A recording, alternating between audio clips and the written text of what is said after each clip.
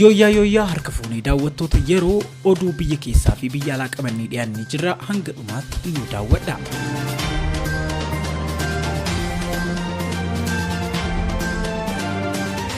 Filannoo biyyaalessaa jaaffaa naannoo Somaalee irratti paartileen hirmaachuuf turan lama filannoo keessaa of baasuu isaanii beeksisan. Naannoo Somaaleetti mana maree bakka buutota uummatootaa fi mana maree naannoof kaadhimamtoota dhiyeessanii kan turan paartileen Izeemaa fi paartiin bilisummaa fi walqixxummaa filannoo adeemsifamuuf jiru keessaa of baasuu isaanii beeksisanii jiru. Izeemaa fi paartiin bilisummaa fi walqixxummaas haaluma galmee filattootaa dabalatee seera filannoo waliigalaan wal qabate komiin boordii filannoof dhiyeessin furmaata argachuu waan hin dandeenyeef filannoo kanarraa of baasneerraa jedhaniiru. Paartileen lammeen filannoo kana dura tureen mi'oota filannoo haaraa biroon akka bakka buufaman gaafannus kaardii saamamee tureen gara filannoo galamuu amanamummaa akka hin jiraanne godhaa jedhaniiru ibsa baasaniin. Kana malees caasaan boordii filannoo biyyaalessaa caasaa mootummaa waliin waan walitti makameef haqaa fi amanamummaa ni dhabsiisaa kan jedhuu fi sababiiwwan biroos tarreessuun filannicharraa akka hin hirmaanne ibsanii jiru. Paartilee lameeniin alatti adda bilisummaa biyyaalessaa Ogaden yookiin Ogaden National Liberation Front filannoo fulbaana 20 adeemsifamu keessaa akka hin hirmaanne torbaan darbe dubbatee jira. ONLF filannoo kanarratti hin hirmaadhu kan jedhe galmeen filattoota rakkoowwan biroo ilaalchisee iyyatni dhiyeesse furmaata waan hin argannee fi jechuun waajjira paartichaa Finfinnee jirutti Daayirektarri olaanaa kan tahan obbo Ahmed Abdullahi himanii jiru. Boordiin filannoo gama isaatiin filannoo kana ilaalchisee ibsa wiixata kenneen naannoo Somaalee lafa filannoon hin taasifamnetti galmeen filattoota adeemsifamaa yeroo turetti paartileerraa komiin dhiyaatee akka ture himee jira. Haaluma kanaanis naannichatti buufataalee 7 keessatti galmeen filattootarraa deebiin adeemsifameera jedhee jira.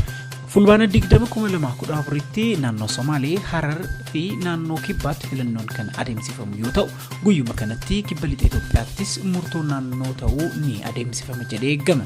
Filannoo fi referendamii kanarratti sagalee kennuuf uummanni miiliyoona 7 galmaa'uu isaanii boordiin filannoo Itoophiyaa beeksisee jira.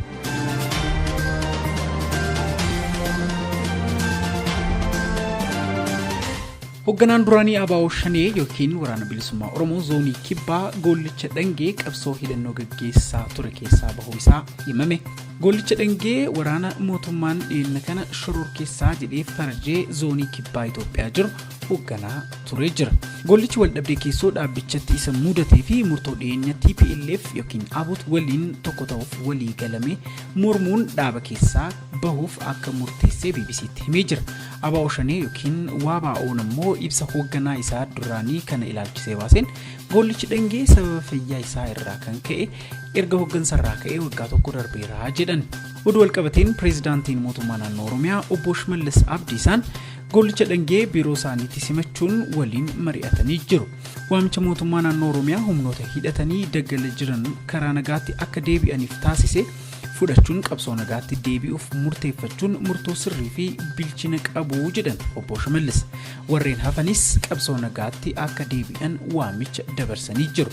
Kana booda Oromoo gidduutti lolli jiraachuu hin qabu kan jedhan Gollichi ilmaan Oromoo qawwee baatanii karaa sirrii hin taaneen ulee diinotaa uummata Oromoo ta'an jiran fakkeenyummaa isaanii hordofanii karaa nagaatti akka deebi'an dhaamanii jiru.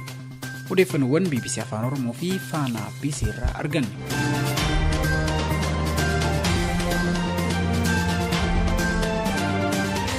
Dr. Tedros Adhanom dhaabbata fayyaa addunyaa yookiin World Health Organization maroo lammeessoof akka hooggananiif mootummaa Jarman irraa deeggarsa argatan.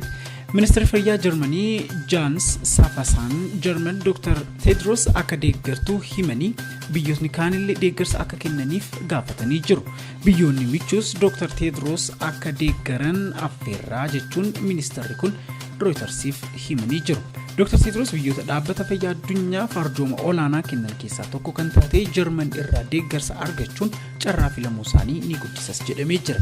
Dr. Tedros lammata aangoo kanaaf akka dorgoman ifatti beeksisuu baatanillee Reuters garuu kaadhimamaa ta'uu isaanii maddeen dhimma kanaaf dhiyeenya qaban eeruun gabaasee ture. Yeroon biyyoonni nama hoogganaa ta'uuf yaada itti dhiyeessan torbee kana xumurama. Jarman Dr. Tedros akka filaman deeggarsa kennitus Itoophiyaa dabalatee filamuu nama kanaa kanneen mormanis ni jiru. Miseensonni UN kaadhimamtoota isaanii hamma Fulbaana 23/2021 boritti boordii hojii raawwachiiftuu dhaabbata fayyaa addunyaatti dhiyeessu. Boordichi immoo kaadhimamtoota biyyoota irraa dhiyaataniif hunda tilmaama keessa galchuun kaadhimamtoota 5 tarreessa. Kana booda kaadhimamtoota 5 keessaa warreen dhuma 3 filannoo dhumaaf ni dhiyaatu. Haala kanaan hoogganaan dhaabbata fayyaa addunyaa filamaa jechuudha. Baatii caamsaa keessatti immoo waggoota 5 dhufaniif eenyu dhaabbata fayyaa addunyaa akka hooggan ifa ta'a jechuudha.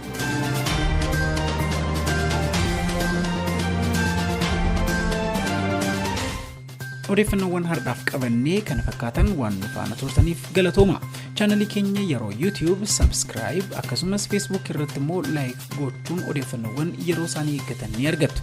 Akkasumas websaayitii keenya www.yeroo.org daawwadhaa.